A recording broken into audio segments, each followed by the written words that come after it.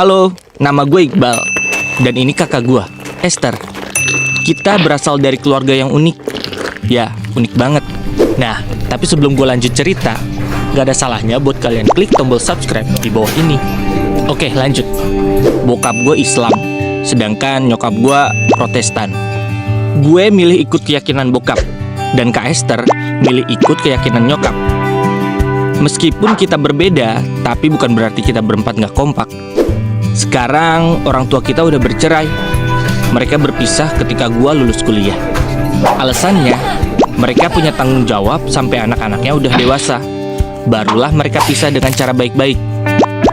Dan sejak saat itu, gue lebih milih ikut tinggal bareng Kak Esther dan suaminya dibanding milih ikut bokap atau nyokap. Oh iya, saat ini gue bekerja sebagai marketing di sebuah perusahaan swasta di Palmerah. Seperti biasa, setiap balik gawe, gue jemput cewek gue pulang kerja di daerah Sudirman. Namanya Niken. Kita udah pacaran kurang lebih 2 tahun. Dan tahun depan, gue berencana buat nikahin dia. Sebenarnya Niken ini beda agama sama gue, beda keyakinan. Tapi ya gimana, namanya suka sama suka. Keluarganya sih setuju-setuju aja sama hubungan kita. Yang penting kita berdua saling mencintai. Permasalahannya adalah karena kita beda agama, orang tua Niken berharap gue bisa ikut mereka. Tapi hati kecil gue berkata, gak bisa, iman gue masih bertahan dengan keyakinan yang gue pilih. Niken sendiri sih gak masalah, dia gak marah dan tetap support sama pilihan gue. Akhirnya dia ngasih ide buat mendiskusikan ini dengan Kak Esther. Siapa tahu Kak Esther punya solusinya. Baiklah, gue rasa ini ide yang bagus. Hari ini gue dan Niken berencana buat ketemu sama Kak Esther. Dengan perasaan deg-degan, gue berusaha ngeberanin diri buat bilang kalau kita serius untuk menikah. Setelah gue jelasin semuanya selama sejam, ekspresi pertama yang gue lihat dari Kak Esther adalah dia mengerutin alisnya, lalu geleng-gelengin kepala, mengisyaratkan bahwa dia nggak setuju dengan rencana kita berdua. Semua perasaan campur aduk. Gue sedih, tapi gue juga marah. Entah kenapa tiba-tiba aja gue ngebentak Kak Esther depan Niken. Dan gue bilang kalau gue ini bukan anak kecil lagi dan bisa nentuin pilihan sendiri.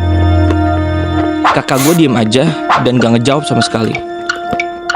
Akhirnya gue langsung pergi, cabut ngajak Niken. Terpancar kesedihan dari dia karena dia ngerasa adanya penolakan dari kakak gue. Sepanjang perjalanan, kita gak bisa ngebohongin perasaan satu sama lain dan cuma bisa saling nahan air mata. Sampai depan rumahnya, dia langsung masuk tanpa ngomong apa-apa.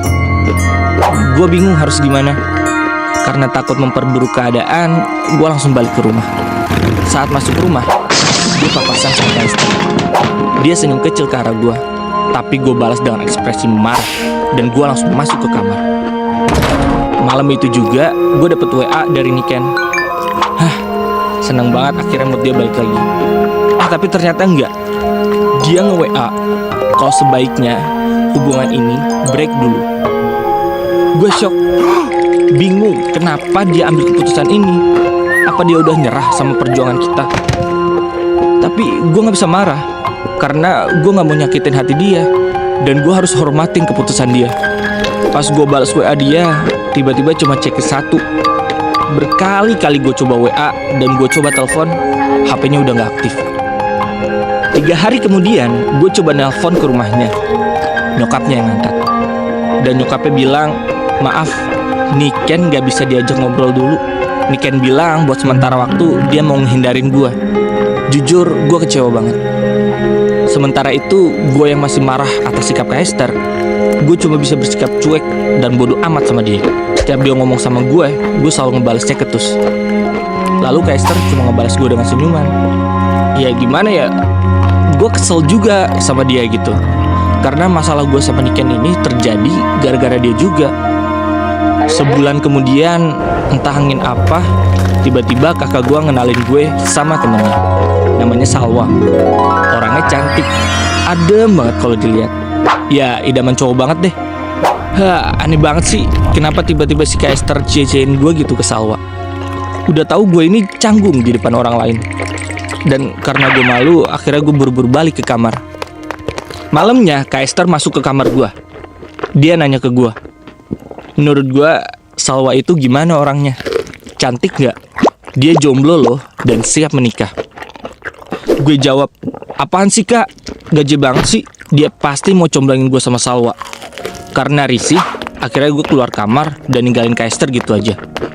Lalu gue banting pintunya. Kak Esther ngejar gue sampai ke ruang tamu. Tapi gue gak peduli. Saat gue ambil kunci motor dan mau cabut, Kak Esther datang lalu nahan gue sambil nangis. Dia bilang dia ngelakuin ini demi kebaikan dan masa depan gue. Pernikahan itu bukan hanya tentang bertemunya dua orang lalu saling mencintai. Enggak, pernikahan itu tentang bertemunya dua keluarga besar yang harus dipersatukan. Kak Esther gak mau gue ngalamin seperti apa yang bokap sama nyokap gue alamin. Katanya gue harus mikirin gimana nasib anak-anak gue nanti. Ketika diposisikan harus memilih keyakinan apa dan ikut siapa, apakah itu gampang? Enggak.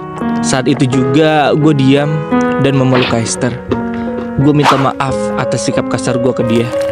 Sekarang gue ngerti maksud dia selama ini tuh apa. Akhirnya kita berdua baikan.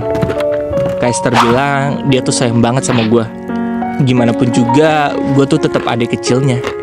Oke, hari ini gue berniat ke rumah Niken buat mutusin hubungan ini. Lalu sepanjang perjalanan gue berpikir, kalau Kak Esther mau egois, bisa aja dia nyuruh gue buat pindah keyakinan. Toh, Kak Esther dan Niken imannya sama, agamanya sama. Kalau seandainya gue pindah keyakinan, kita bertiga bakal akur. Masalahnya juga jadi selesai. Tapi Kak Esther nggak ngelakuin itu. Dia ngasih gue hak buat memilih apa keyakinan yang gue mau. Sesampainya di rumah Niken, gue gak berani masuk. Gue gak nyiapin materi gimana caranya mutusin dia tanpa nyakitin perasaannya. Setelah kurang lebih 10 menit, gue lihat Niken keluar. Lalu Niken manggil gue, Iqbal, baru aku mau ke rumah. Asli dia cantik banget. Mungkin ini efek udah lama gak ketemu kali ya. Gue jadi kangen. Sebenarnya ada yang mau aku omongin, Ken. Aku juga, Bal. Ada yang mau aku omongin. Hah? Gue kaget. Karena dia juga ternyata mau nyampein sesuatu. Ternyata dia mau bilang kalau sebaiknya hubungan ini udahan aja. Karena menurut dia itu yang terbaik. Dan ternyata juga minggu depan dia bakal dilamar sama teman satu kantornya. Lalu gue mengucapkan selamat ke dia. Terima kasih 2 tahun ini udah ngasih cerita cinta terbaik buat gue. Di satu sisi gue sedih banget. Tapi di sisi lain gue lega karena gue bisa mutusin hubungan ini tanpa nyakitin perasaan dia. Gue harap kalian bisa belajar dari apa yang gue alamin, bahwa pernikahan itu bukan cuma tentang 2 manusia yang saling jatuh cinta, tapi ada 2 keluarga yang juga harus dipersatukan. Dan lo harus pikirin apa dampaknya nanti buat anak-anak lo. Kalau lo punya pengalaman menarik, seru, atau serem, dan lain sebagainya, lo bisa kirim ceritanya ke email di bawah ini ya. Dan jangan lupa like, komen, dan share gue punya cerita.